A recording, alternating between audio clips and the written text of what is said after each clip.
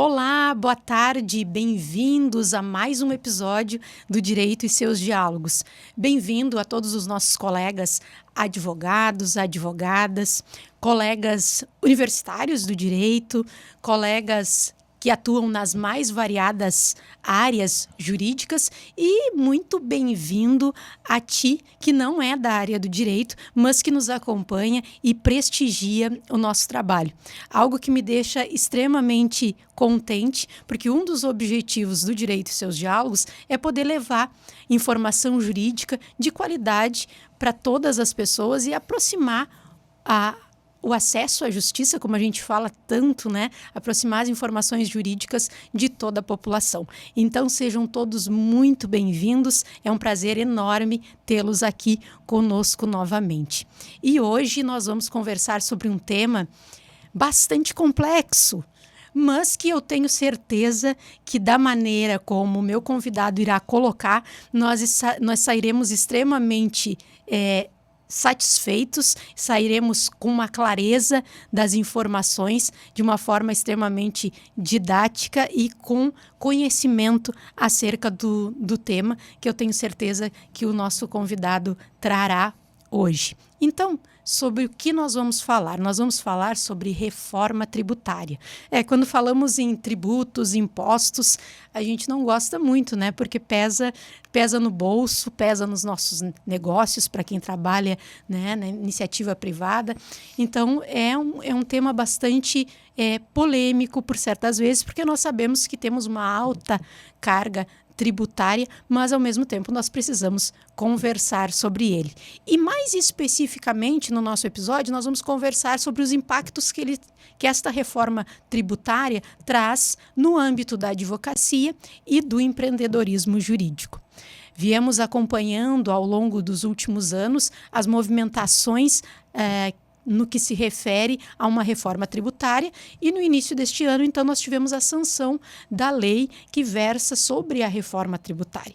Uma reforma que extingue alguns tributos, cria outros em substituição daqueles que foram extintos, uma reforma também que se concentra mais nos setores de serviço, uma reforma que vai ter um período aí longo, se assim podemos dizer, de transição, de alguns anos de transição, e que vai afetar, então, e fazer com que uma grande parte do setor de empreendedorismo, de prestação de serviço, onde os advogados se encontram inseridos, tenha que se readaptar, se reorganizar. Então, nós vamos conversar bastante sobre este tema no dia de hoje. Agradecendo os nossos apoiadores, Hartwig, Escritório de Contabilidade, estamos na reta final, né? Hoje, 23 de maio, reta final do imposto de renda, né? Então, um escritório de extrema confiança e credibilidade no mercado. Também Essenza Clínica Estética.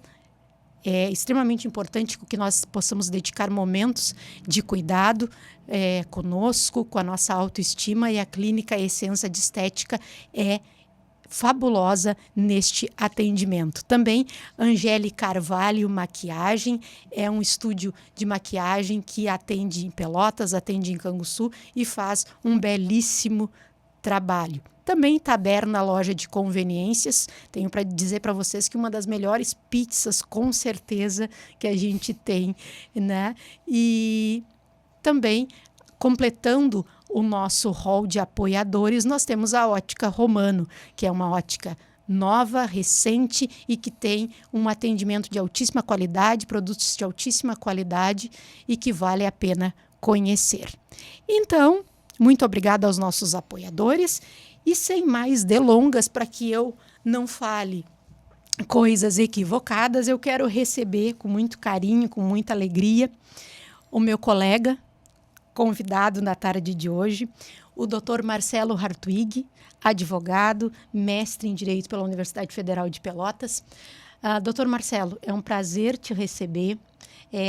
de antemão, agradeço a gentileza sempre em conversar, em trocar ideias, né, a respeito do mundo jurídico, da nossa atividade, né, na advocacia, na nossa atividade jurídica, e a gentileza sempre e a presteza como atende ao meu convite. Então, seja muito bem-vindo, fique extremamente à vontade no nosso meio, no nosso podcast, e que nós possamos, então, trazer no dia de hoje alguns esclarecimentos que são extremamente importantes para as pessoas no que se refere à reforma tributária. Mas, te dando as boas-vindas, eu gostaria de deixar também o espaço aberto para que inicialmente tu pudesse te apresentar, contar um pouquinho para a gente como que começou a tua trajetória no mundo do direito, a que tu te dedica mais especificamente neste momento na área da advocacia. Bem-vindo e boa tarde. Muito obrigado, doutora Patrícia. Quero agradecer ao convite de hoje, mas especialmente pelos outros convites também, na verdade, por uma amizade que a gente foi construindo, né, ao longo dos anos. Eu me lembro muito bem quando a gente falou pela primeira vez, né? Tu me convidaste como aluna ainda da graduação para participar de um evento na Universidade Católica para falar alguns aspectos, né, da nossa atividade profissional. E eu até me lembro que eu comentei com a minha esposa, né? Uma professora da Católica me convidou. Eu até não conheço ela, assim, ela fala tão bem, assim, tão eloquente para falar. E aí depois eu fui descobrir que, na verdade, era ainda uma estudante, né? Então, ali eu já vi o teu dom, né, da comunicação, que não é só um dom, é também muito estudo, né? Muito trabalho que nos traz alguma habilidade, né? E desde lá a gente teve bastante contato, né? Na época, inclusive, eu passei por uma situação bem difícil, né? A gente adiou, inclusive, aquele evento, então teve toda essa sensibilidade. Eu nunca me esqueci disso, assim. Foi muito, muito bom ter te conhecido e muito bom também estar aqui conversando contigo.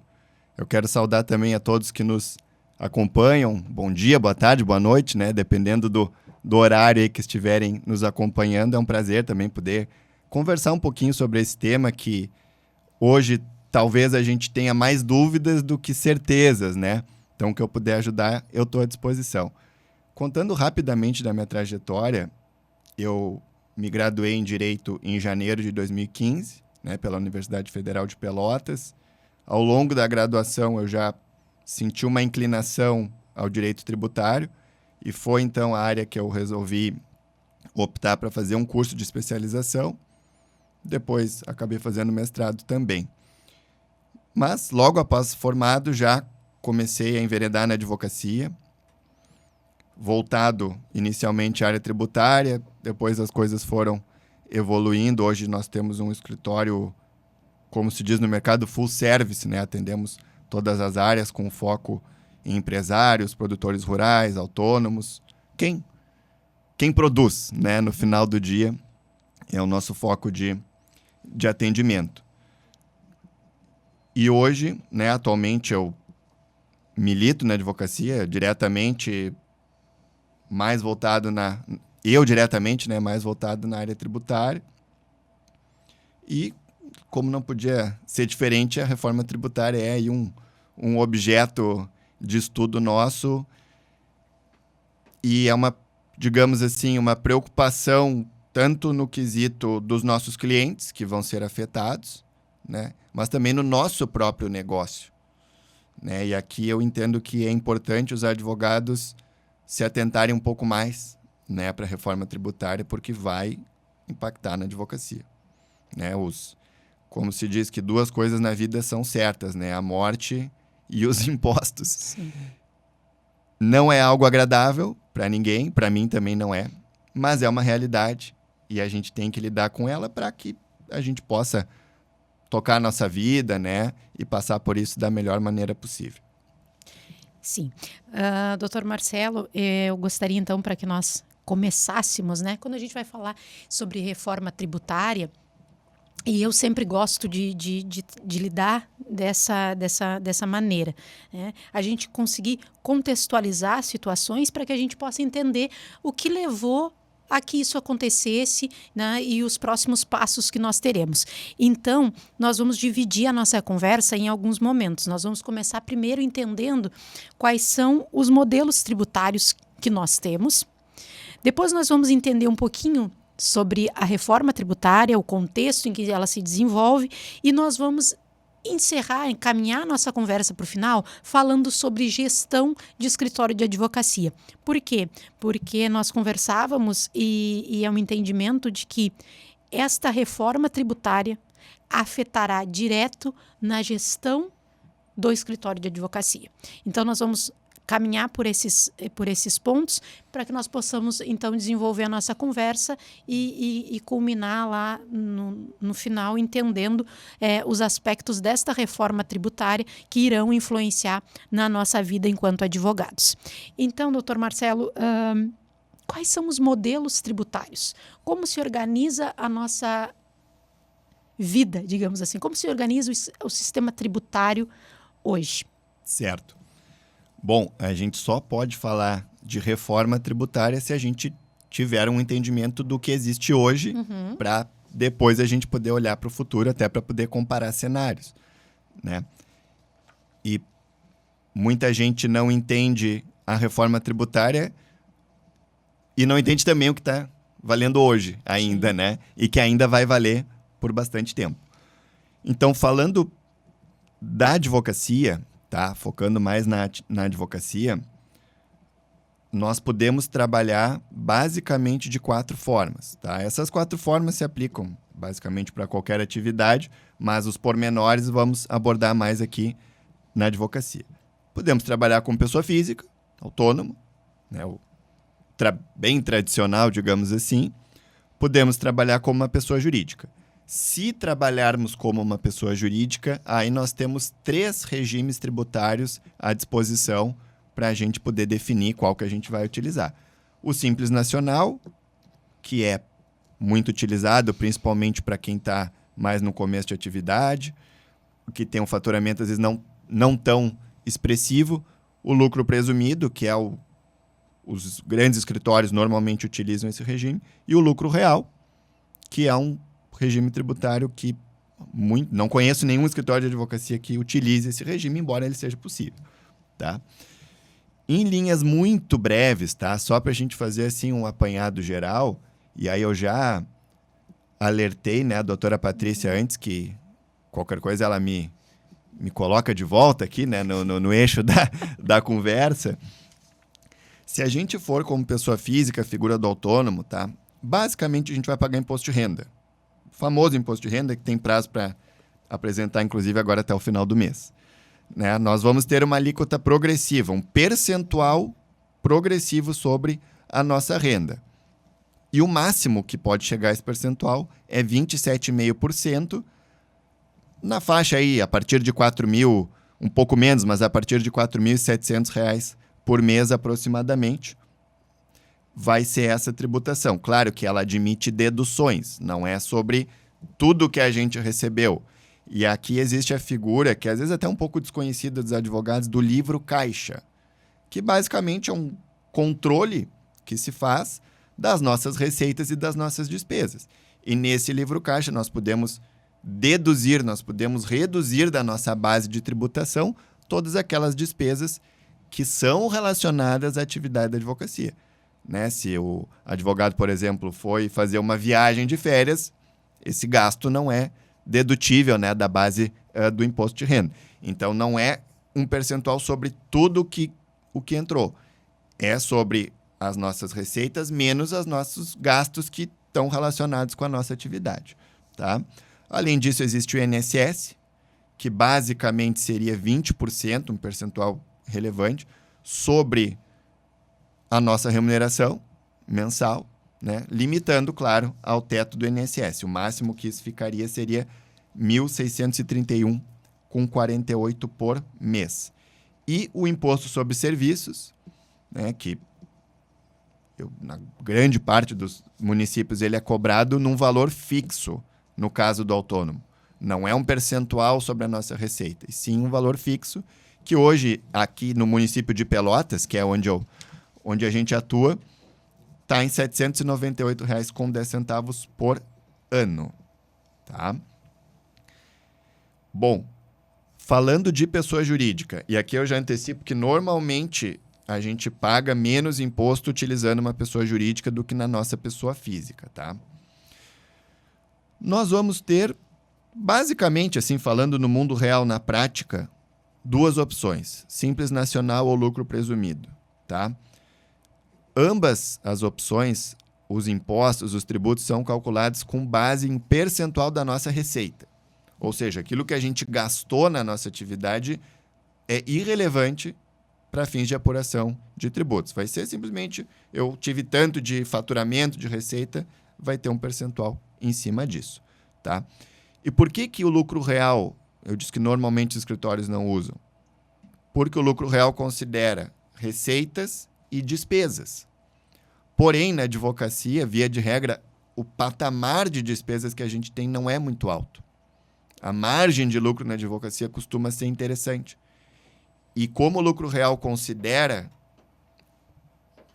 por isso real, né, o lucro efetivo que a atividade teve, normalmente fica mais alto, né? Além de exigir um controle contábil maior, né, do que nos outros regimes que não se exige um controle contábil para fins de apuração de impostos, né?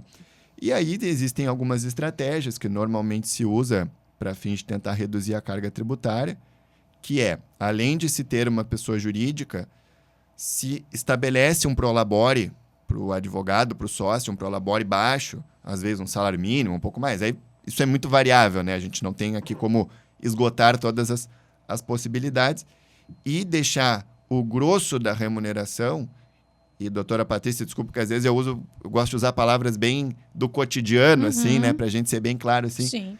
O grosso da remuneração fica a título de distribuição de lucros, que ainda hoje, no Brasil, é isento de imposto de renda.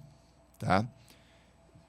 Por enquanto, vou tentar evitar de entrar na discussão, né, de se deveria ou não ser isento de imposto de renda, né, a distribuição de lucros, senão a gente teria que gravar um outro episódio, né?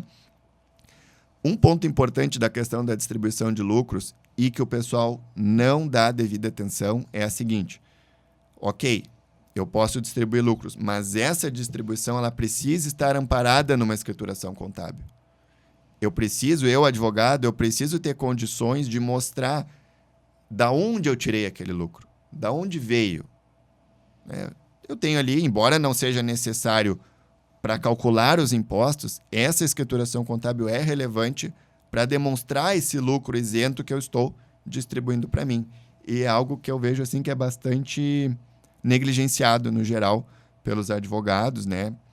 Não por má intenção, mas às vezes por realmente não ir muito atrás assim, né, desse tipo de informação.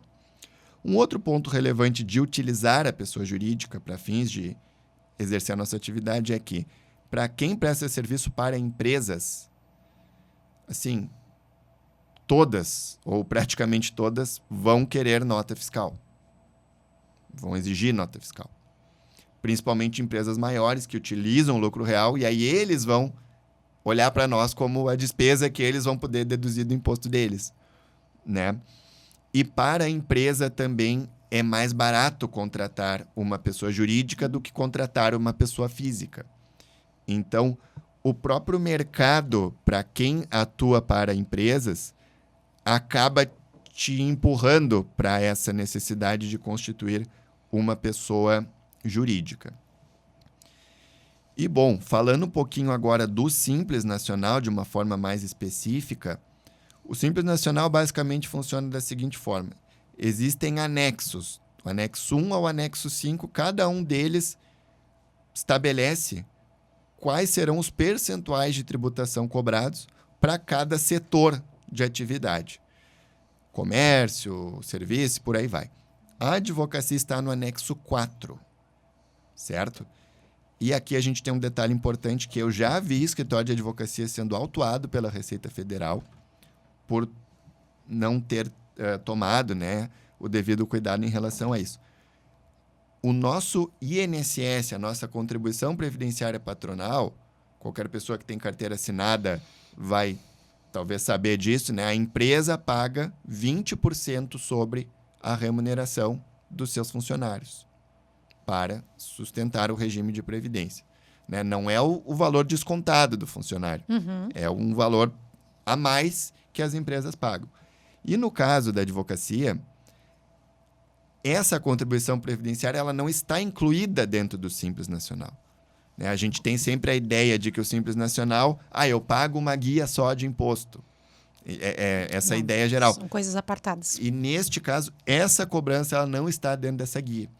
Então, se o sócio tem lá um prolabore, por exemplo, de 10 mil por mês, só para fazer uma conta bem simples, teria 2 mil para pagar título de contribuição previdenciária patronal, né, que está fora do Simples Nacional. Então, isso tem que ser considerado na conta, né, para ver qual é o regime mais favorável. E aí, no Simples Nacional, nós temos faixas de tributação. Né? Nós temos um percentual que vai até 15 mil por mês, outro percentual até 30 mil por mês de faturamento, né? E assim por diante vão acontecendo os nossos percentuais.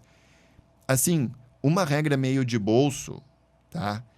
E eu quero só deixar bem claro assim que a gente não pode nunca chegar aqui e dar uma receita de bolo, né? Que vai servir para qualquer situação, em qualquer cenário. Isso é absolutamente impossível. Mas falando de uma maneira mais genérica, normalmente até a faixa 3 do Simples Nacional costuma esse regime tributário ser mais vantajoso para a advocacia. Aqui a gente estaria falando de um percentual de tributação de 10,20% do faturamento, né? No caso de um faturamento de até 60 mil por mês, que abrange aí grande parte, né, da advocacia. E ainda tem uma parcela de dedução para compensar faixas anteriores. Então, até trazendo um exemplo assim bem prático, né? Vamos pôr um escritório que fature 50 mil reais por mês, que estaria nessa faixa. Né? 10% e 20%, certo? Mas calculando com as deduções, o percentual efetivo que ele vai pagar aqui é 8,13%. Mais de 20% a menos, né? Então, o Simples Nacional, em muitos cenários, ele é bastante vantajoso. E existe uma dúvida ainda grande a respeito da sucumbência.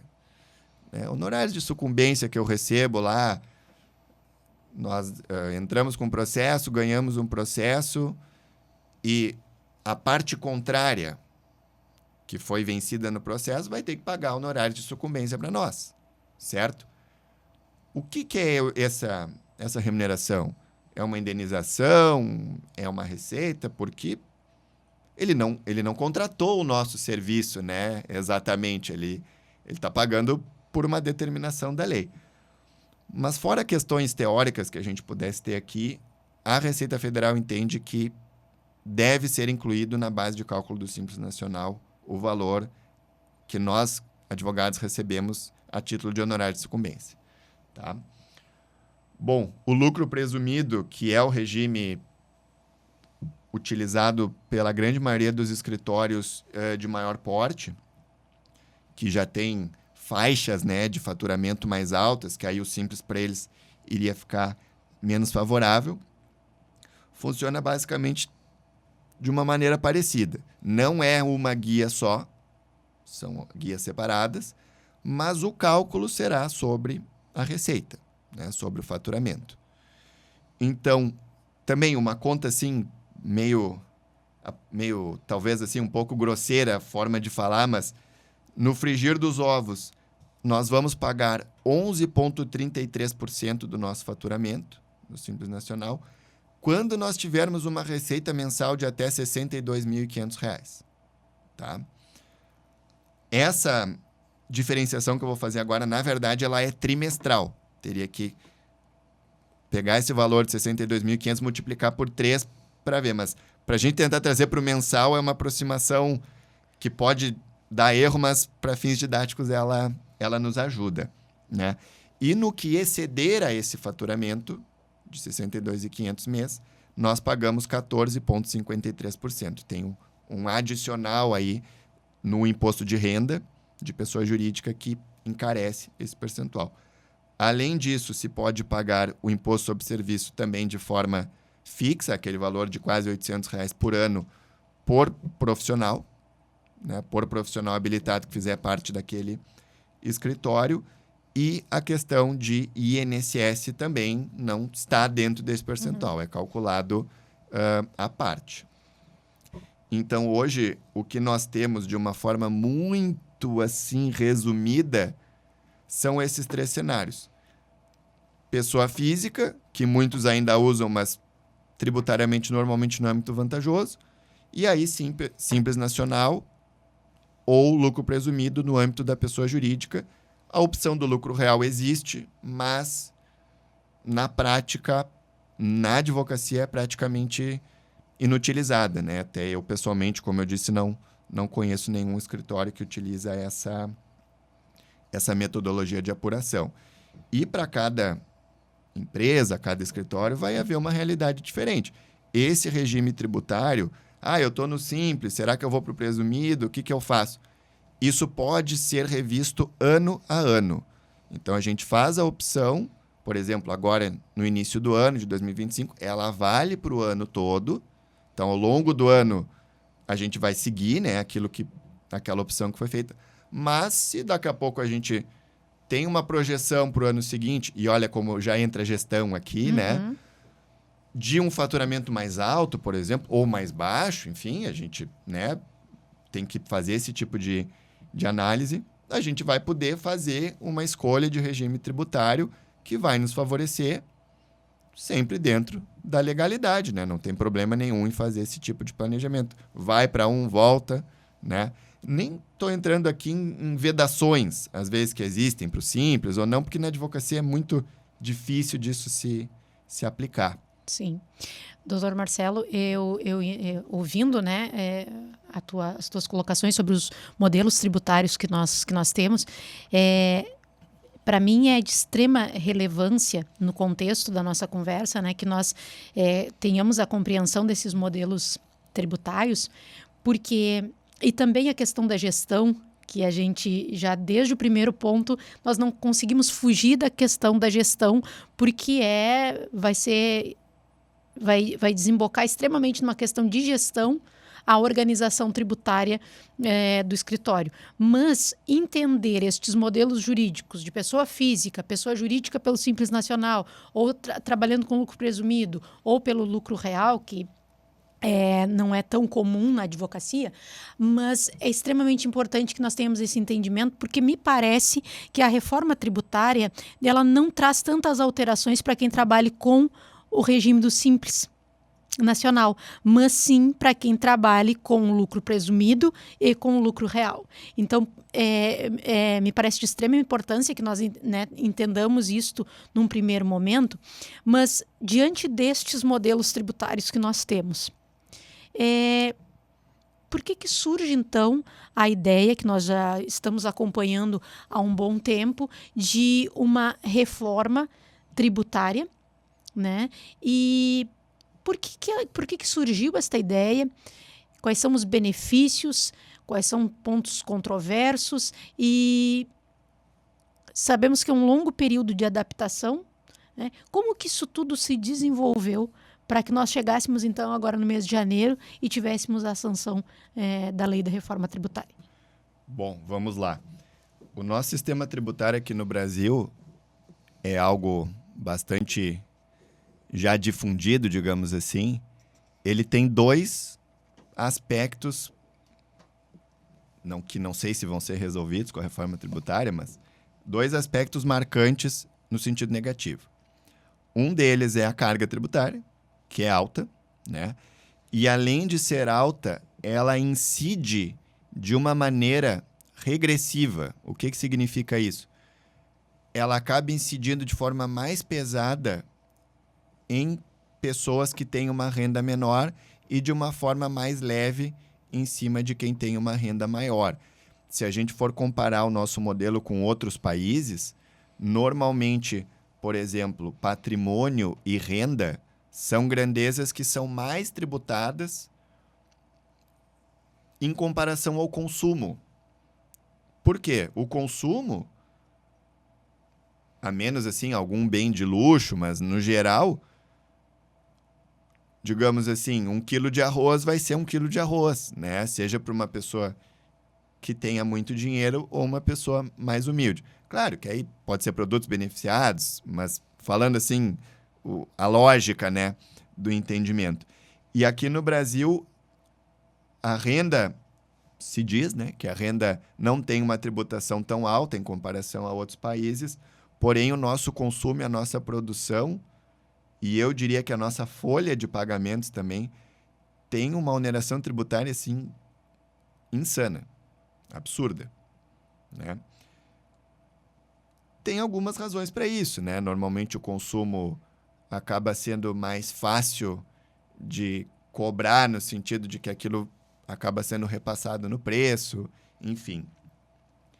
Mas, no geral, no global, a carga é muito alta, né? Tem problema de má distribuição. E aí existe um argumento, com todo o respeito, mas extremamente falacioso, dos governos, com S, né? No geral, né? De dizer, o nosso sistema é regressivo. É verdade. Então, temos que aumentar a tributação dos mais ricos. Tá, mas então não poderia diminuir a dos mais pobres? Né? Porque se eu aumentar a dos mais ricos, eu não estou melhorando a vida dos mais pobres. Né? Inclusive, os mais ricos que sabem fazer conta muito bem, eles vão, de alguma forma, tentar diminuir aquele impacto, seja repassando nas empresas para os consumidores o custo, né, essa oneração que eles vão ter, seja tirando recursos do país, dependendo do nível, né, de patrimônio da pessoa, de acesso, né? Então, tem essa discussão. E tem um segundo ponto, que é a complexidade do sistema tributário brasileiro. Eu não me lembro agora exatamente os dados, mas o número de horas que se gasta no Brasil para cumprir as obrigações tributárias, e aqui nem estamos falando da carga ser alta ou baixa, mas a complexidade para calcular os impostos, para gerar, né, as guias corretas, fazer os pagamentos corretos, é altíssima. Também, em comparação a outros países, se não é o maior do mundo, o maior número de horas do mundo por ano, com certeza um dos maiores. Então, esses dois pontos, né, a carga tributária alta e a complexidade, sempre são assuntos assim, em debate há muitos e muitos anos. Eu comecei a trabalhar em 2015 e isso já era uma discussão antiga, né? Então, não é que surgiu agora.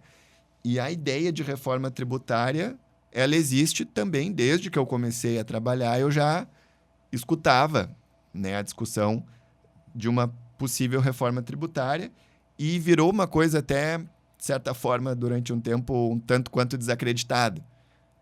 Todo mundo fala em reforma tributária, mas ninguém faz de fato, né? No governo do presidente Bolsonaro chegou a haver um movimento de reforma tributária, até cheguei a participar de um evento também sobre isso. E agora a reforma tributária voltou, né, à tona, e aí agora ela está de fato implementada, né? Em dezembro, salvo engano, final de dezembro de 2023, foi publicada a Emenda Constitucional 132, que é o grande diploma normativo, né, que nós temos da reforma tributária, que trouxe todas essas balizas, né? E agora, em 2015, nós tivemos a publicação da Lei Complementar 214, que traz, de forma um pouco mais esmiuçada, né, os aspectos que estão estabelecidos na Constituição. E aí, a grande... Janeiro de 2025. Agora de 25. Isso, 25. E aí, uma das grandes promessas, né, uma das grandes propagandas do governo, digamos assim, e aí eu até me lembro que eu participei de um evento pela OAB, uma audiência pública na Câmara de Vereadores aqui em Pelotas, em 2023, ou seja, antes, né, da aprovação, era uma verdadeira campanha, né, que o governo estava fazendo para né, promover a reforma tributária. E uma grande promessa seria uma simplificação, então ataca no ponto que foi mencionado agora, né, do nosso sistema ser muito complexo. Uma simplificação que viria através dessa extinção de alguns impostos, substituição, porque basicamente nós temos ali a diminuição de 4, 5 impostos e substituído por 2, né? Isso. Então, eu acho que essa complexidade se reduziria também de uma forma através disso, né? Seria... Isso. E também pela forma de apurar esses impostos. Além de extingue alguns e criar outros, mas esses outros que foram criados na divulgação, no que sempre foi apresentado, trariam uma complexidade muito menor. De acordo com o que vinha sendo falado. Porque não adianta, poderia criar um tributo único se ele fosse extremamente complexo, né? Igual o problema ainda persistiria, né? Então, de trazer essa simplificação era uma promessa, digamos assim. Supostamente iria reduzir a litigiosidade do nosso sistema e realmente as discussões em matéria tributária, seja no âmbito administrativo ou judicial, são inúmeras, e elas demoram muito para ter um desfecho. A gente sabe que o Poder Judiciário não acompanha a velocidade das relações, né? Então, tem muitas e muitas discussões com valores, inclusive, muito altos.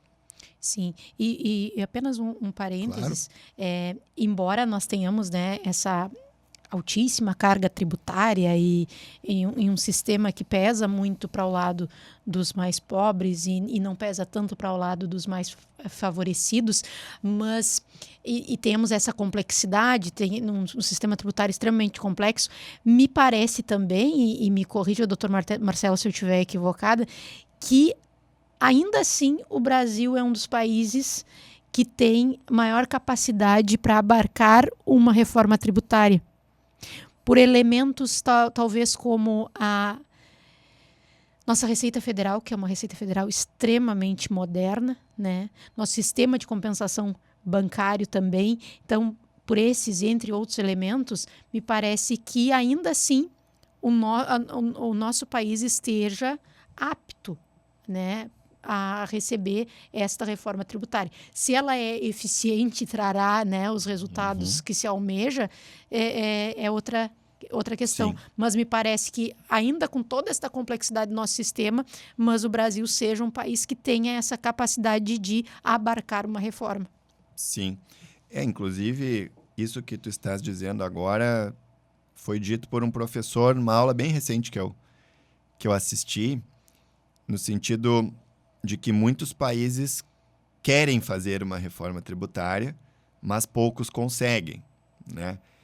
Eu sempre tenho bastante assim, cuidado, né, de qualquer medida que vem em relação à tributação, porque a gente sabe que a gente vem batendo recorde atrás de recorde de arrecadação, existe uma voracidade arrecadatória tremenda nos dias de hoje, isso é notório, isso é divulgado, né?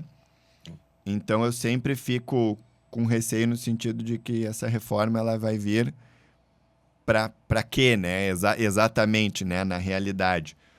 Mas ela, como qualquer coisa, né? Na vida, vai ser a reforma possível, talvez não a reforma ideal, né? E ela vai ter aspectos positivos, com certeza, e também vai ter aspectos negativos, né? Veio muito ancorado também a ideia da reforma. Vai simplificar, então vai gerar um desenvolvimento para o país de, sei lá eu quantos bilhões ou trilhões.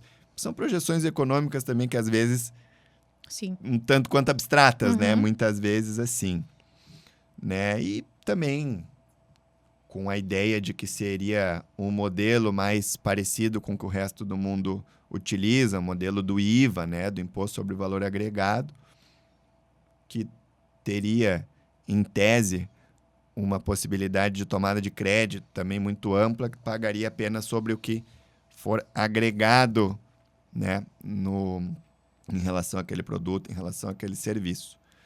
Então, o contexto da reforma, basicamente, ele é de simplificação, na promessa, né, de simplificação e de manutenção de carga tributária global. É o que dizem, né?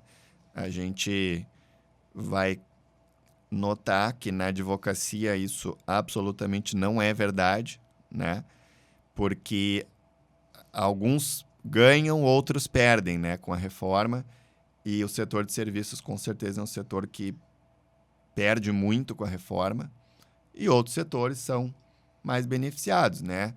Tem muitas pessoas que afirmam, isso eu não tenho como saber, né, com certeza, mas é muito dito que a reforma veio muito encomendada ou muito apoiada pelo setor da indústria, né? Por quê? Indústria tem muita despesa, muito insumo. Então, quando tu permite uma base de créditos, né, aquilo que vai abater do teu imposto uma base mais ampla, acaba favorecendo o setor de indústria e prejudicando quem tem uma base de créditos menor, como é o setor de serviços, inclusive a advocacia.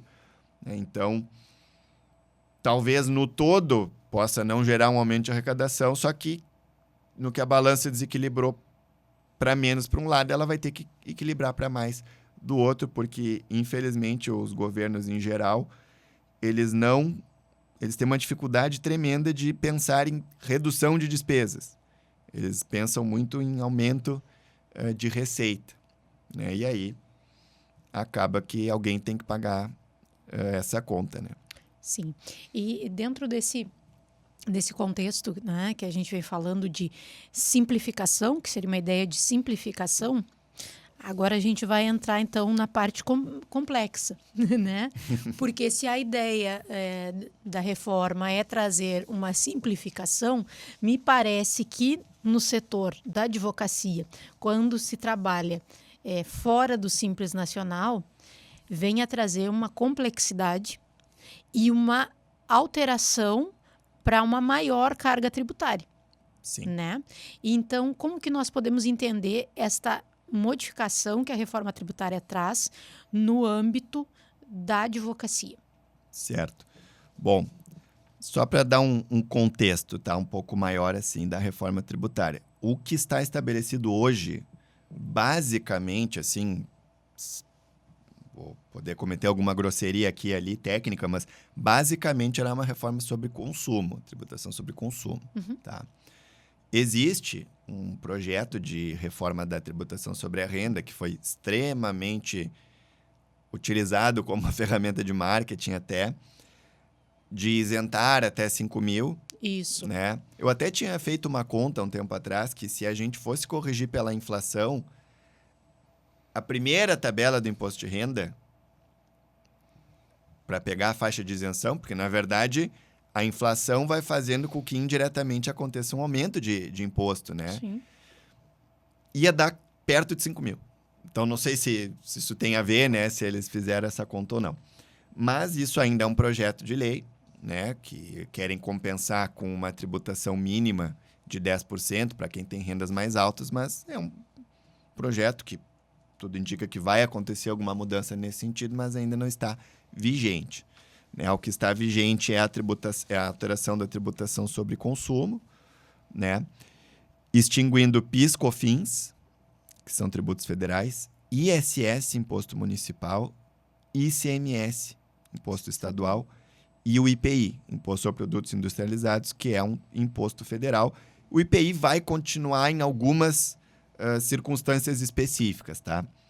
E vai ser criado o IBS, Imposto sobre Bens e Serviços, que aí vai ter uma espécie de competência conjunta, compartilhada entre estados e municípios, a CBS, Contribuição sobre Bens e Serviços, e o imposto seletivo que, dizem assim, substitui o IPI. Não é exatamente isso, mas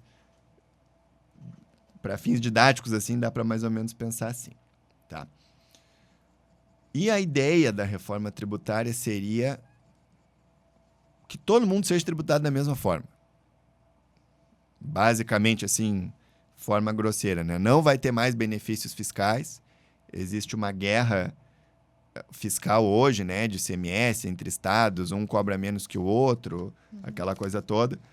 só haveria regimes diferenciados naquilo que estiver expressamente previsto na Constituição. Se não está na Constituição, não existe regime diferenciado. Isso é bom ou ruim? Não sei. Estar na Constituição faz com que seja mais difícil de mexer. O que é bom no sentido de estabilidade e é ruim no sentido de dificuldade, né? Às vezes de adaptar alguma situação que aconteça. E eu estou dando esse contexto porque existem alguns setores, algumas atividades que estão já previstas na Constituição como tendo uma redução de IBS, Imposto sobre Serviços, e CBS, Contribuição sobre Bens e Serviços, que basicamente vão incidir sobre qualquer coisa. Assim, uma base de cálculo extremamente ampla que vai ser desses tributos. E vai ser basicamente a mesma base de cálculo para os dois, né? Então, isso também reduz, nesse aspecto, complexidade. E a advocacia, isso foi um pleito bem relevante da OAB, foi contemplada com uma redução, né, da alíquota base de IBS e CBS. Para a advocacia vai ser 70% do que vai ser a alíquota base. Tá? Qual é a alíquota base? Ainda não sabemos, né? Não sabemos exatamente qual vai ser o percentual cobrado. Se fala em 28%, né? Então seria 70% de 28%, que daria 19,6%, mas isso ainda não está definido. Tá? Bom,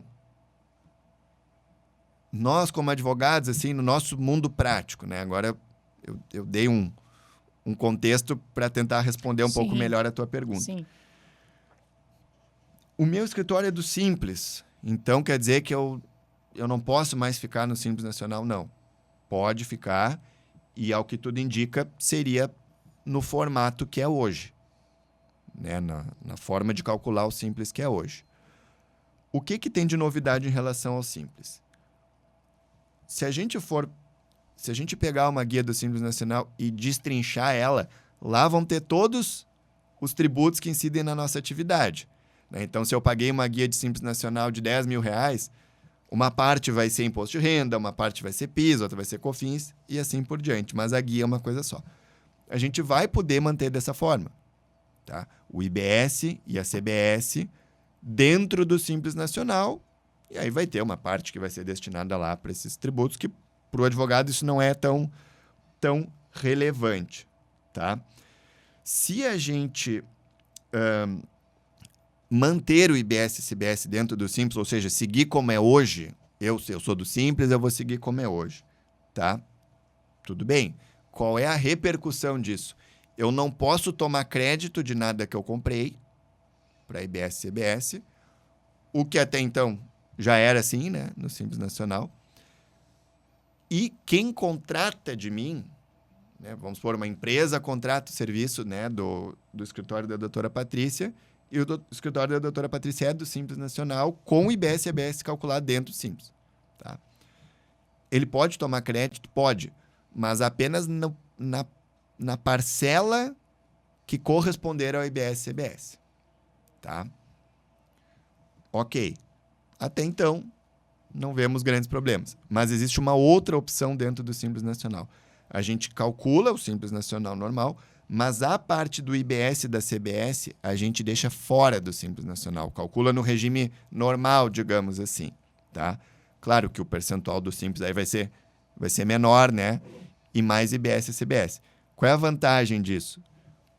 Aí o escritório vai poder tomar o crédito daquilo que for possível, né, de gerar crédito, e quem contrata o serviço do escritório também vai poder aí tomar o crédito cheio, né, integral daquele pagamento, né, que fez para o escritório. Então, ainda que permaneça a opção do Simples Nacional, principalmente para escritórios que não são tão grandes, pode gerar uma repercussão de mercado, né? O cliente, olha, eu quero crédito. Então, se tu não gera crédito, eu vou querer um desconto no teu serviço, ou eu vou querer contratar outro escritório, enfim, né? Aí, se isso vai acontecer ou não, a gente não sabe, mas pode haver uma pressão do mercado, principalmente quando a gente for falar de valores mais expressivos, né, de contratação de advogado.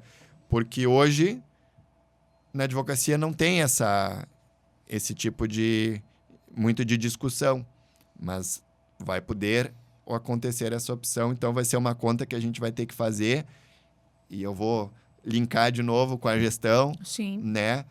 Da gente, vai aumentar o nosso ônus tributário se eu ficar no Simples. Sim, mas vale a pena por conta de um cliente estratégico ou não? Aí é pegar o lápis, o papel e a calculadora, né? E fazer as contas, né? Para fazer essa avaliação. Então, o Simples Nacional tem essa peculiaridade de poder escolher entre calcular o IBS e CBS por fora ou normal, como é hoje. Tá? Lucro presumido. É aqui que tem, de fato, a grande mudança em termos de custo, né? Direto. Né? A outra situação que nós falamos antes, talvez não tenha uma incidência direta, mas pode ter uma repercussão de mercado. Lucro presumido é direto mesmo na atividade. Tá? Nós falamos antes 11,33% ou até 14,53%, percentuais assim aproximados. Tá? Isso pode ter alguma variação. Bom, com a reforma tributária, pensando numa alíquota geral de 28%, nós estaríamos transitando de 35% a 38%. E como o escritório de advocacia tem uma redução, né, do IBS-CBS, não seria 28%, se for 28%, não seria 28%, seria 19,6%, a gente vai estar falando aí de 27% a 30%. Mais ou menos, assim, né? Aproximando. Então, veja, 11,33%, vamos botar no máximo, 14,53%, passando no mínimo para 27,28%. Quase o dobro. Quase o dobro. Né? Então, realmente é uma mudança muito grande. Claro, temos que ser também corretos no que nós estamos dizendo. Em relação ao IBS e a CBS, vai haver a possibilidade de apropriar créditos. Então, não vai ser o 27% ou 30% 100% em cima da receita. Vai ter que haver o desconto dos créditos.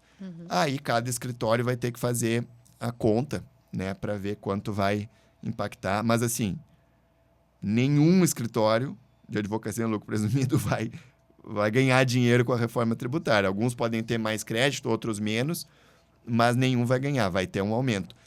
Eu não tenho como dizer exatamente a alíquota, porque vai variar conforme o montante de crédito de cada um.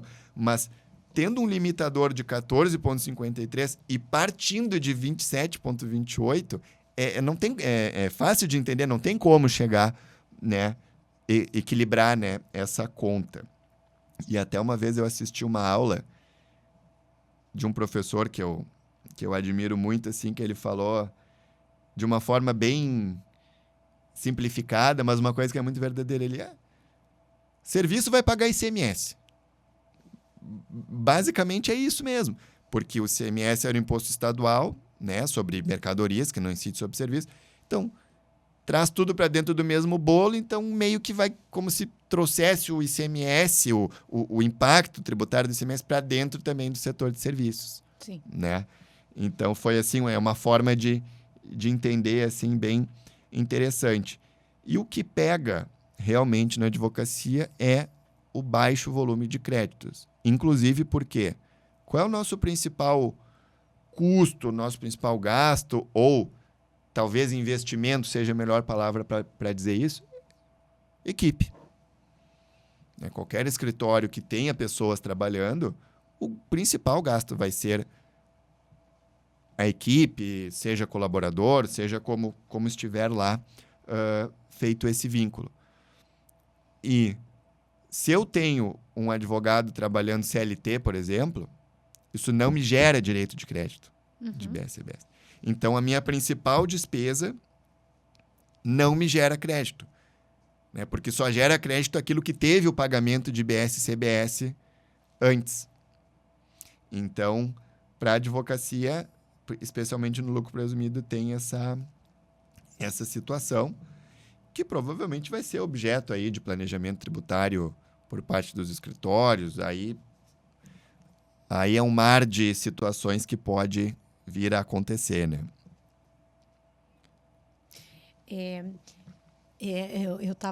Eu começo a ouvir, começo a pensar, né, puxar alguns links aqui, mas querendo, a gente já se encaminhando, né, para o nosso último tópico, que é o de gestão mesmo.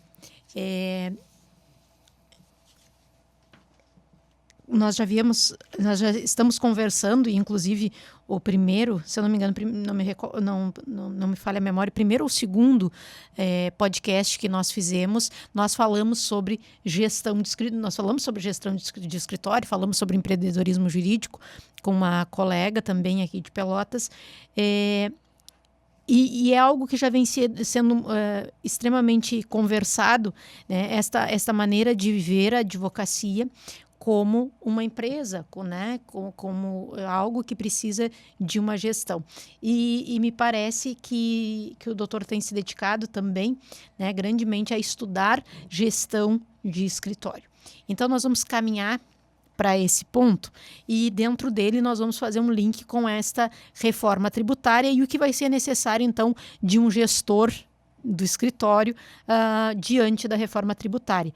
E também como uma forma de oportunidade para advogados. Porque ainda tu colocaste a questão de um planejamento tributário, me parece que esse período de transição que nós teremos e tantos pontos que nós temos para analisar, né, e a questão de fato ir fazer contas, ver o que vale mais a pena, isso vai fazer com que empresas, e não só o escritório de advocacia, mas grande parte das empresas tenha que rever o seu sistema.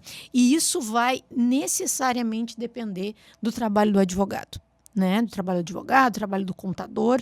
Então, e também a questão das próprias prefeituras, né? Prefeituras que vão precisar também entender essa modificação de tributos, né? Que ficam na esfera municipal, que não, que são estadual. Então, vai ter que haver uma reavaliação de tudo isso e um preparo muito grande também das equipes. E me parece uma oportunidade muito grande também de trabalho para o advogado.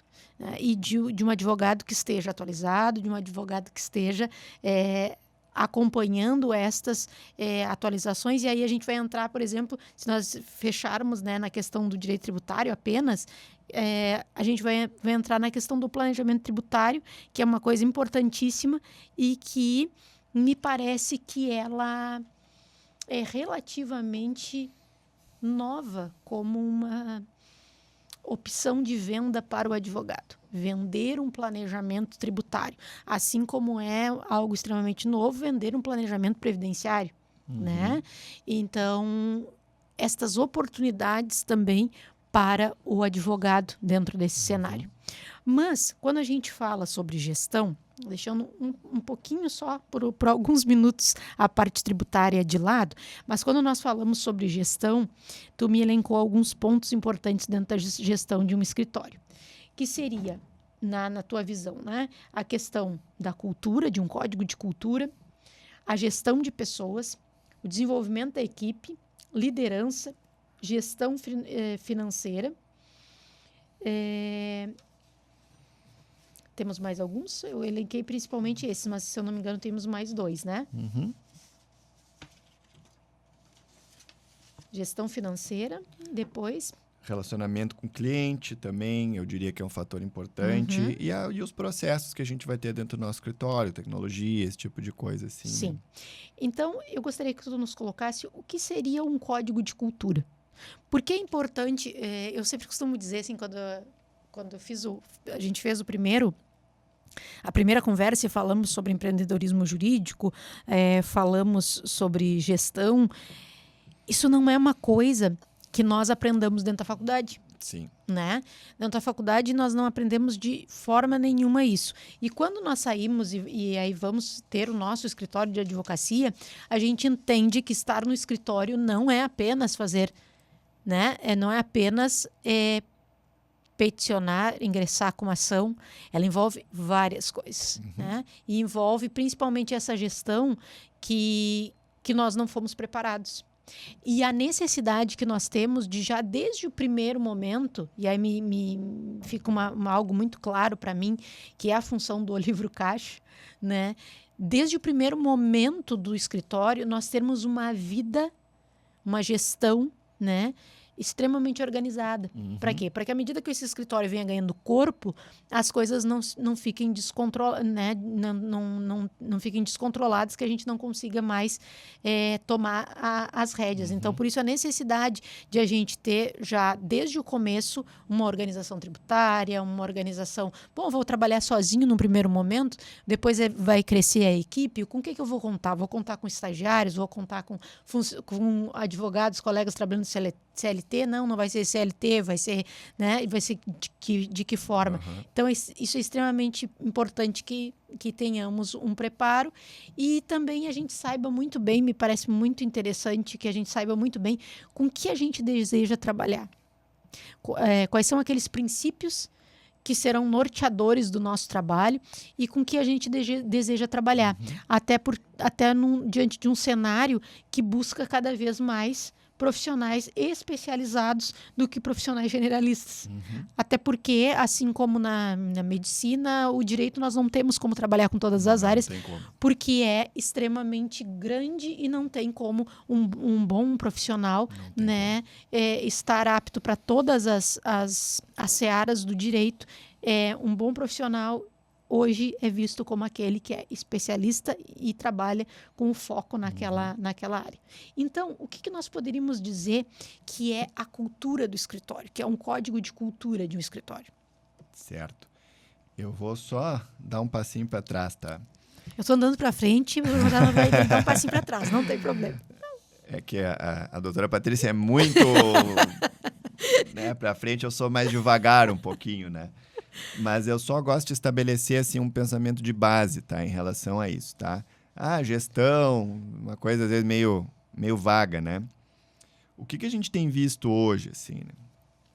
A advocacia sempre foi uma atividade considerada, e né? Uma atividade intelectual, uma atividade não mercantil, não mercantilizada, né? E isso é importante destacar porque é uma coisa que, quando a gente fala assim, escritório de advocacia como uma empresa, como um negócio, a gente sabe que nós temos vedações à atividade mercantil, Sim. Né? Então, mesmo respeitando as vedações que nós temos, né? Mas tem, isso eu acho importante que... Perfeitamente. Sempre dentro do que preconiza, né, o nosso código de ética, eu não vejo nenhum tipo de conflito de pensar o nosso escritório como uma empresa. Até porque o nível de competição é cada vez maior. O número de profissionais no Brasil é avassalador, né? Infelizmente, a qualidade das faculdades às vezes não é muito boa, mas o número de profissionais é muito alto. E com mudanças como essa reforma tributária ou outras situações que veio acontecer, tudo cada vez mais informatizado, a gestão ela vai deixar de ser algo bom, desejável, para ser algo necessário. Ou algo secundário, né? Para ser algo... Exatamente, né, cada vez mais. E aí eu acho que a gente tem que cuidar para não nos posicionarmos em extremos. O que eu quero dizer? Não termos aquela visão arcaica da advocacia, que... Não, eu não posso nem contar para ninguém que eu sou advogado. Imagina, eu estou me oferecendo. Acho que não é assim, né? Eu acho que a gente tem sim que colocar o nosso trabalho, né? Falar para as pessoas, divulgar dentro das regras. Agora, por outro lado, a gente tem um movimento totalmente inverso a isso que também me preocupa. Eu vi um vídeo esses dias no Instagram de um profissional de marketing, não sei bem o que era, que ele falou assim, enquanto você está preocupado com a entrega do seu serviço na advocacia, o seu concorrente está escalando, o seu concorrente está vendendo. Aí eu fiquei pensando, isso foi agora, poucos dias. E eu fiquei pensando assim, tá, é evidente que a gente tem que pensar, e é saudável que a gente pense em aumentar, né, o nosso resultado financeiro, o nosso escritório, mas agora, a entrega do nosso serviço, será que é isso mesmo? A gente vai deixar isso para segundo, terceiro, quarto, quinto plano e pensar só em escala, só em venda? Aí eu acho que não é advocacia. Exatamente. Eu sempre costumo pensar da seguinte maneira. Onde está o diferencial do serviço? Né? Então, o diferencial ainda, no meu entendimento, ainda com tudo que nós tenhamos, né, de ferramentas de gestão, ferramentas modernas hoje, como inteligência artificial, que nós sabemos que nós temos atendimento via inteligência artificial, que inclusive vai reproduzir exatamente como nós falaríamos, mas eu ainda acho que o atendimento e o cuidado com o cliente nada supera. Né? Então, eu sempre penso desta forma. Embora tenhamos várias ferramentas, mas a maneira como o cliente é atendido dentro do escritório, à medida que ele é atendido, o vínculo, a credibilidade, a confiança, a transparência que ele adquire com o advogado é o que faz todo o diferencial. É o que vai fidelizar o cliente, é o que vai fazer com que ele retorne, é o que vai fazer com que ele também não tenha dificuldade em fazer o pagamento de honorários. Exatamente. Né? Então, ainda entendo que isso é o grande diferencial. Exatamente. Eu acho que a gente não precisa dizer assim, não, eu não vou vender, eu não vou divulgar. Mas o que não é bacana, o que não é interessante eu só vou vender, eu só vou divulgar. Exatamente. Não, eu vou seguir entregando o meu serviço, mas eu também vou me preocupar com a minha divulgação, com o meu posicionamento. Aí eu acho que é uma coisa muito saudável. Então eu vejo um movimento assim, muito agora assim, pro extremo oposto. Acho que a gente tem que estar no meio. De mercado e também de lucros muito rápidos. Né? A pressa, o lucro muito rápido, o resultado muito rápido. Acho que é importante, principalmente para quem começa, né? Exatamente. Para quem começa, isso é recorrente. Entender que é um processo, né? Há anos atrás eu ouvia dizer assim, não, um escritório de advocacia, quando começa, tantos anos ele leva ainda para que, né, somente se mantendo para que depois possa trazer algum retorno. Acho que isso como em qualquer outro negócio, porque a gente tem ainda uma grande dificuldade, e aí me remete ao que tu estava falando antes, né, da questão de créditos. Quando nós começamos o nosso empreendimento jurídico como advogados, nós não temos uma grande oferta de capital de giro, né, para que a gente possa investir no nosso trabalho, porque se começa, claro, hoje, né, num pós-pandemia, com essa ascensão aí do home office, a gente tem a possibilidade de ter uma equipe trabalhando em home office, ou até mesmo de agentes trabalhar em home office, ou atendimentos de forma online, que eu especificamente não gosto de um atendimento só online, mas em determinados casos sim, mas isso faz com que muitas vezes se tire a necessidade de um espaço físico, que o espaço físico necessita, né, de investimento. Caríssimo. Então, me parece que hoje em dia a gente tem uma visão de espaços mais enxutos, dessa possibilidade de equipes trabalhando em casa, mas quando vai se começar e se precisa disso, de um espaço físico, se precisa também de um valor para começar esse negócio. Né? Que muitas vezes quem está saindo da universidade não tem, é a grande realidade. Né? Não ter. E nós, enquanto advogados, não temos uma facilidade tão grande de adquirir isso. Então, essa persistência de entender que é uma captação de cliente, que precisa de uma gestão organizada para que os resultados comecem a vir, né? Eu acho que é extremamente importante. Exatamente. Bom, estabelecidas essas premissas que são as minhas, né? Cada um tem as suas. Para mim, o aspecto mais relevante da gestão de um escritório é a cultura, tá? A gente tem feito alguns treinamentos, cursos, enfim, tentando se capacitar para isso. O escritório teve um certo crescimento e a gente tem que também estar preparado, né, para isso. O que é a cultura, basicamente? É o jeitão daquela empresa. Uhum. É a forma como as coisas acontecem lá. A cultura é uma realidade. É muito comum, às vezes, assim, uma empresa ter escrito na parede, né? A nossa cultura é tal, os nossos valores são tal. Mas aquilo não é a realidade, né? Então, a cultura é aquilo que acontece de fato. Não é o que a gente diz, é o que acontece de fato. A gente pode querer que a nossa cultura vá para um outro lado, que ela ainda não está, e aí a gente vai ter que tomar medidas para isso. Um código de cultura, que tu me perguntaste, eu acho que é uma ferramenta, assim, extremamente relevante, mas, assim, extremamente mesmo. Para nós foi muito bom a gente ter feito, a gente fez um trabalho bem profundo para elaborar, né? Ele vai ser uma espécie de manual. Uhum. E aí não tem muita regra exata para fazer isso, mas tem que constar algumas coisas lá. Uma visão geral sobre o escritório, a história dele, aquela coisa toda. Um dos pontos mais relevantes, os valores do escritório. Quais são os valores e o que é valor? Né? Vamos lá. É aquilo que é inegociável. E, para ser inegociável, não podem ser muitos, porque senão eles vão conflitar entre si. Sim. Né? Então, a gente tem que ter uma sinceridade muito grande, quem está à frente, né, de um escritório, para ver quais são os valores. Existem formas, exercícios que ajudam a gente a chegar nisso, né? Até se alguém um dia precisar de alguma ajuda, a gente está à disposição. Mas tu vai estabelecer lá. Normalmente se usa a ideia de ser 4, 5, no máximo 6 valores, mas não tem uma regra, né? E a gente tem que pensar na prática.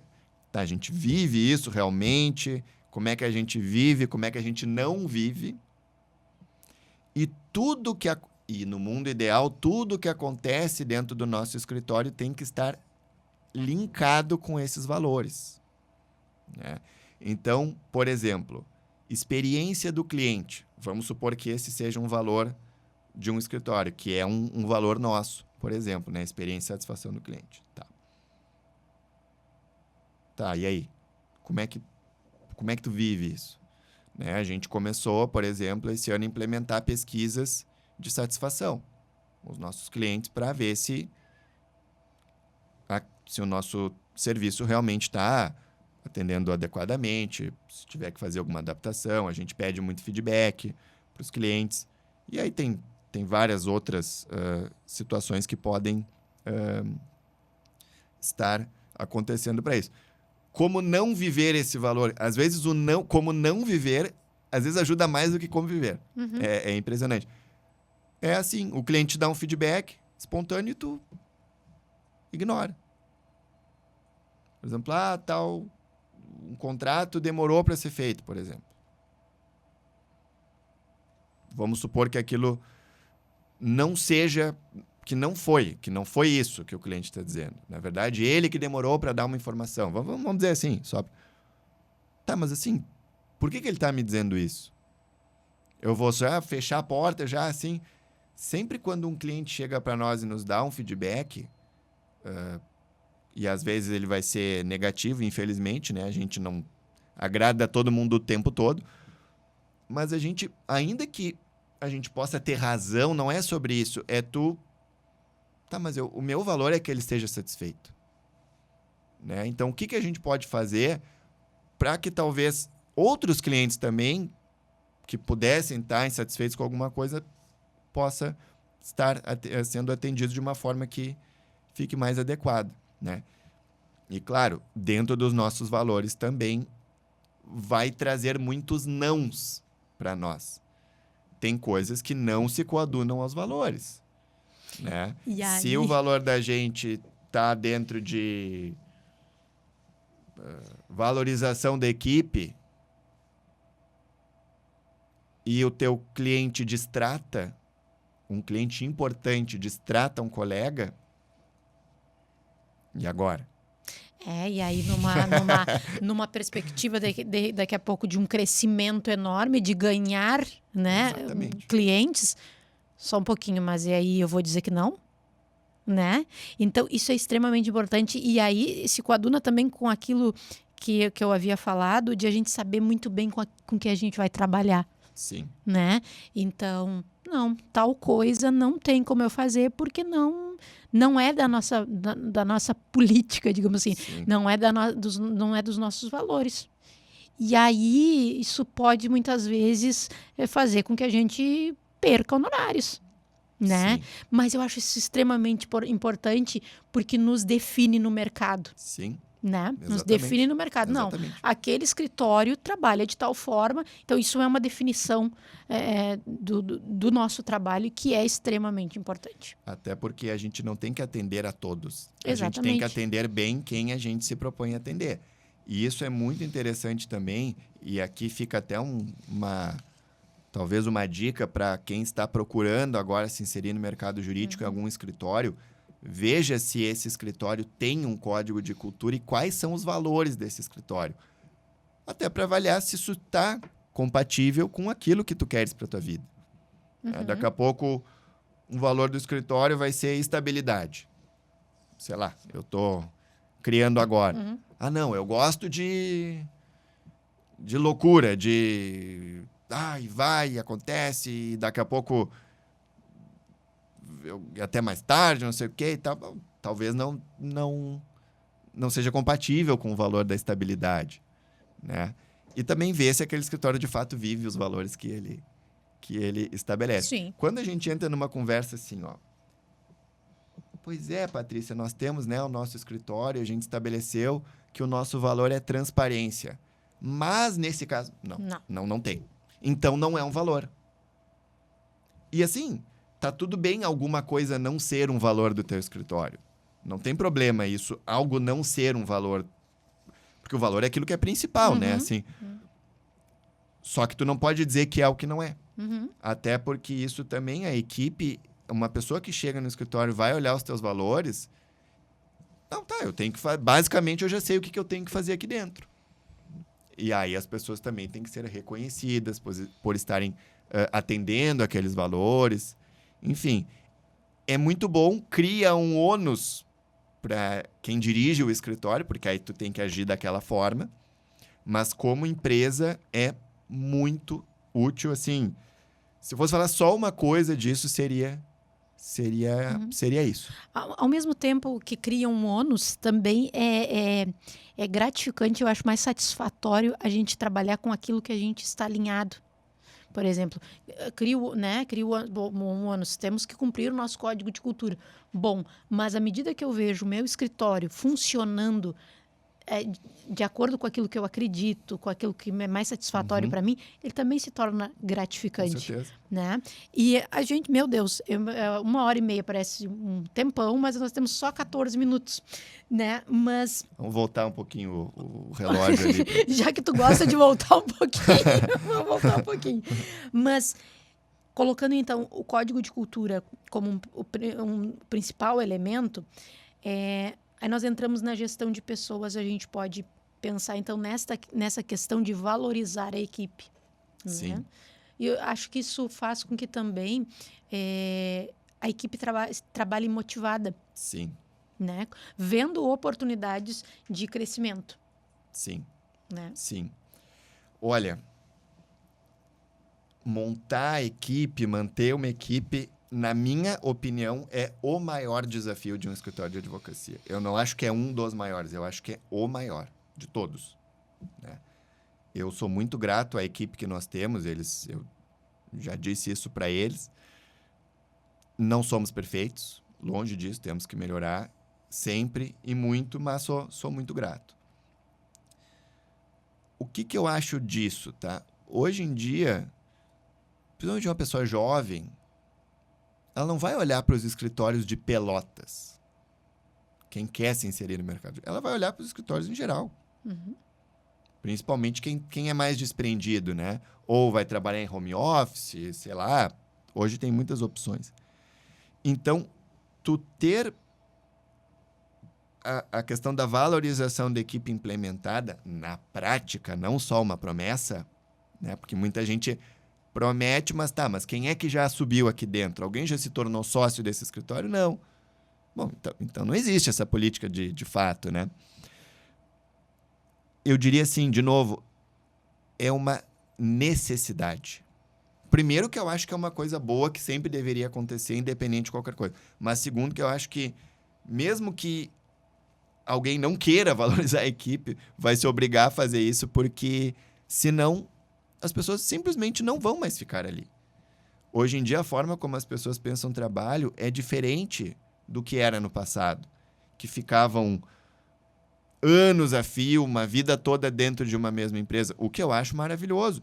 Mas as pessoas elas estão sempre olhando para o lado e as oportunidades estão aí. E cada um vai tomar as decisões que julgar que é melhor para si. Eu não posso penalizar uma pessoa por ela dizer, olha, eu vou trabalhar em outro lugar que eu vou receber o dobro. Uhum. Claro, não é só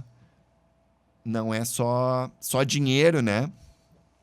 Mas também é importante. E a projeção de crescimento, eu julgo isso muito importante, é uma ferramenta na minha visão de retenção de talentos, que é qual é a projeção que eu tenho nesse escritório? Eu posso crescer, quem sabe? Será que eu tenho a possibilidade de um dia me tornar sócio? Claro, aí tem que haver um equilíbrio.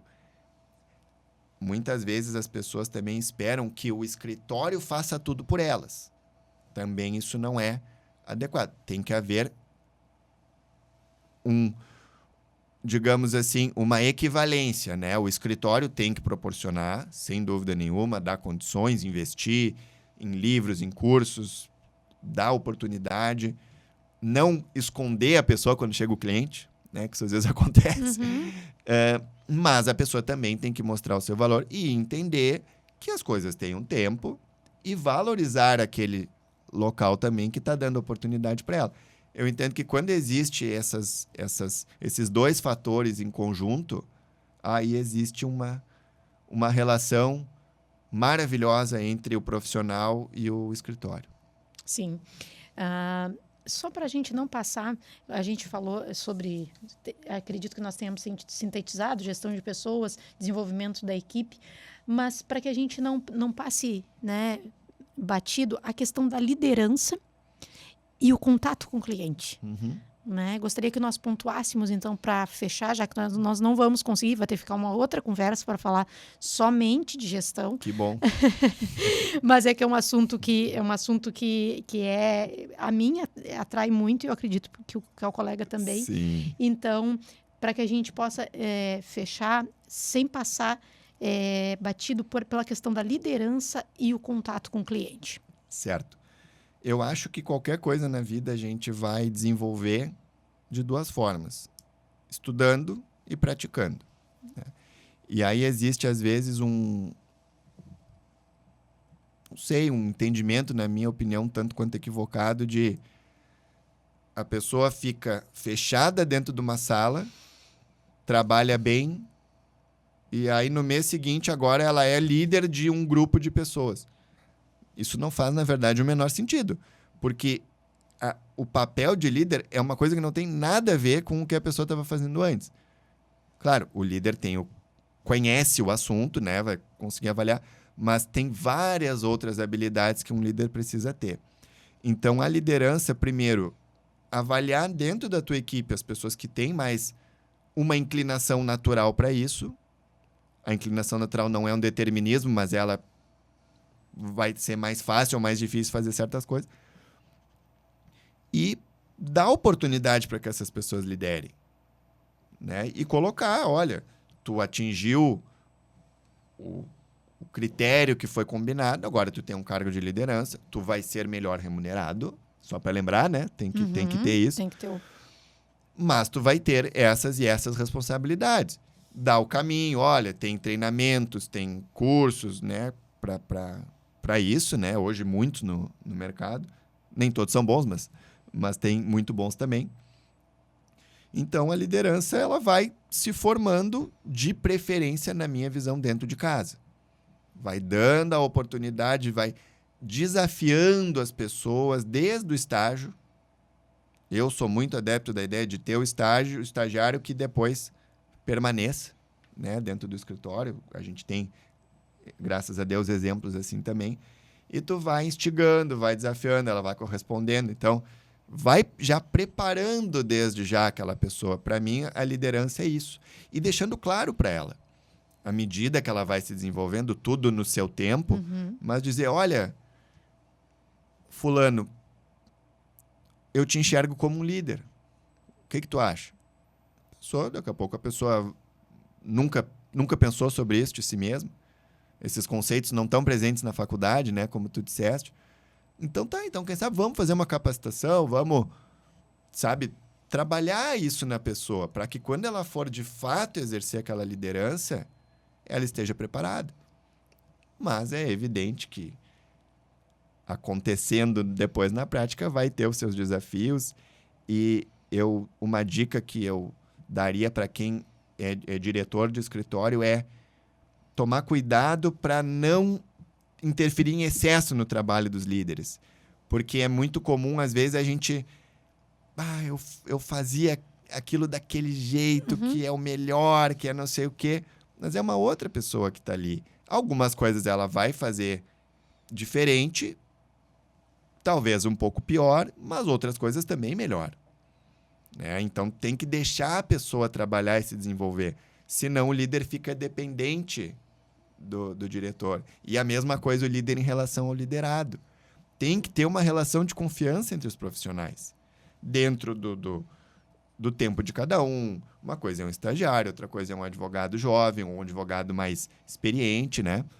Mas deixar a pessoa trabalhar. E o relacionamento com o cliente, né? O contato com o cliente, para mim é fundamental. Né? Não deixar um cliente à deriva. Eu gosto dessa expressão. Né? Aquele barco que está no oceano à deriva, que não sabe... Que é uma coisa tão comum de a gente ouvir, tão comum de a gente ouvir das pessoas. Tenta o contato, aconteceu tal coisa e não soube mais o que... Né? Isso é muito comum. O que parece o mínimo, né? Mas não é. E aí, nessa questão do relacionamento com o cliente, não é que tu vai resolver tudo para ele na hora, mas ele tá tranquilo de que aquela demanda está sendo atendida adequadamente. E aí, dentro de uma estrutura de escritório com mais pessoas, eu digo a mesma coisa. Não é só o dono do escritório que pode ter contato com os clientes. Não é que não possa, que também existe esse outro extremo, né? Não, eu sou o dono, eu não falo com ninguém e acabou. Não. Eu sempre digo, o meu WhatsApp pessoal é disponível para os clientes. Às vezes, na hora, a gente não responde. Eu não vou parar aqui a nossa gravação para responder, né? A menos que seja uma urgência, assim, que não possa esperar. Mas as pessoas têm que ter contato com o cliente. Porque senão o cliente vai querer sempre falar com uma pessoa só e essa pessoa não vai conseguir dar conta. E aí tu ter um escritório com mais pessoas passa a ser um fardo. Em vez de ser algo bom de estar crescendo, não, eu não consigo porque eu tenho que responder todos os clientes. Mas a gente mesmo cria isso, né? Por quê? Porque tu, líder, não queres deixar os teus colegas falar com o cliente, porque tu acha que a pessoa não é boa. Enfim, por N razões. É evidente que uma pessoa muito no início de carreira, às vezes entrar em contato com algum cliente que tem uma demanda extremamente complexa, às vezes não é o ideal, né? Mas dentro do seu devido lugar, né, sua devida proporção, as pessoas vão atender corretamente. Sim. E aí amarra tudo. Por quê? Porque aí tu vai ter um código de cultura que fala como é que é o atendimento do cliente, como é que é o nosso relacionamento com ele. E aí a pessoa já vai também assimilando isso com o tempo. Então, na gestão, as coisas elas vão se conectando, né? Tu atendeu mal o cliente. Tá, mas ninguém nunca me falou nada. Como é que você atende o cliente aqui no escritório? Eu atendi na minha cabeça. Tá. Sim. Se tu for ver, tá certo? Sim. Né? Então, a gente tem que olhar para essas ferramentas todas como meio que uma coisa só, para que o escritório busque ser, isso é sempre um horizonte, né? Uma unidade. Uma unidade. Ah, não. Lá não, mas tudo bem, mas... eu vou esperar, então, a doutora Patrícia voltar de férias. Porque senão não dá. É ela que sabe me atender, o resto do pessoal não dá certo e tal. Algumas vezes, uma questão de afinidade de uma pessoa que outras vezes pode acontecer, mas no geral, não. Sim. Não, mas espera aí. O doutor Marcelo pode te atender também, né? Tá, tu te dá bem com a doutora Patrícia, ok, tudo bem, mas o doutor Marcelo conhece o teu caso, vai poder te atender, né, adequadamente, enfim. Essa unidade, muito, muito, muito difícil. Sim. Mas é algo, na minha visão, a ser buscado. Sim, e extremamente importante. Muito. Doutor Marcelo, ficaríamos com certeza um bom tempo a mais conversando, mas vamos ter que já deixar desenhado e programado um novo encontro para conversarmos mais sobre gestão. Mas, lamentavelmente, nesse encontro não temos mais tempo suficiente. Eu quero te agradecer grandemente pela tua presença hoje aqui, dizer que com certeza a mim foi uma aula enriquecedora, tanto na questão tributária quanto na questão de gestão. Sempre gosto muito de te ouvir, de conversar contigo sobre gestão, né, de escritório. E tenho certeza que para quem está nos ouvindo, tanto colegas quanto pessoas que tenham afinidade com direito, que pretendam, né, trabalhar com direito, foi com certeza também uma conversa muito enriquecedora. Muito obrigada, que possamos mais vezes nos encontrar, relembrando não, né, deixando aqui registrado que muito em breve, no mês de junho, o Dr. Marcelo vai estar em Canguçu conosco, num evento da nossa subseção da OAB de Canguçu, e vai ser no nosso grupo de estudos, para que nós possamos, entre advogados, conversar e estudar um pouquinho a respeito de elementos importantes na advocacia, e isso é uma coisa que me honra muito, porque é um projeto dentro da OAB também que vem sendo, eu tenho tido a honra de poder encabeçar e tocar ele, e tocá-lo de uma forma a agregar com os colegas, e eu fico muito feliz em poder receber um colega de tamanha capacidade, de tamanha, né, competência, junto conosco no mês de junho, que em breve a gente vai divulgar a data. Então, doutor Marcelo, muito obrigada, né? Espero que tu tenha também te sentido tão bem junto conosco como nós nos sentimos e podemos aprender contigo no dia de hoje. Muito obrigado, doutora Patrícia. Só tenho a agradecer para quem já se encheu o saco, né, de me escutar falar. A culpada tá aqui, né? E depois lá na OAB de Canguçu também, para os colegas, né, coitados, mas vai ser um prazer a gente poder conversar um pouquinho. É sempre muito bom, assim, conversar contigo. A gente até meio que esquece que está sendo, né, está nas câmeras aqui, né? E eu estou sempre à disposição para qualquer coisa que precisar, conversar, trocar ideias. Eu espero que eu possa, não sei se conseguir trazer alguma ajuda, mas se eu conseguir despertar perguntas, estou muito satisfeito, porque é nas perguntas, exatamente, né, que a gente vai aprendendo. E vai ter bastante reforma tributária aí, né?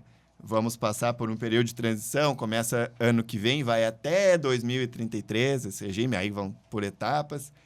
Vai ter bastante coisa aí para acontecer, para a gente conversar também, e sobre gestão também, é um assunto que eu gosto muito. Então, eu às vezes, eu vou demais aqui falando, mas um prazer imenso mesmo, e só tenho a agradecer. Que bom. Muito obrigada, doutor Marcelo. Obrigada à nossa equipe e obrigada a todos vocês que estiveram conosco. Até o nosso próximo encontro aqui no Direito e Seus Diálogos. Um grande abraço. Um abraço.